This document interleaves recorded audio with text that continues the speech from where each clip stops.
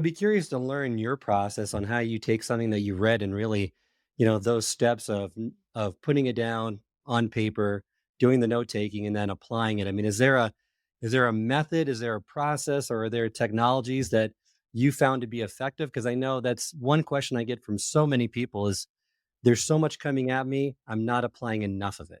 Yeah, so a couple of things I do. First of all, I keep a note for every book that I read, and I have a place where I capture the key actionable insights from the book. So the things I'm actually going to do. And then I create projects out of those actionable items so that they don't become just like something I might do at some point, but they become actually incorporated into my life. So if I'm reading a book and it's like I'll give you an example. I read a book recently about the speaking industry, right? And I have a project, a to do that came out, or a project with to dos in it that came out of reading that book. Because I know if I'm just like, oh, that's something I should get around to someday, it's not going to happen. So I created an actual project around it where I immediately apply it.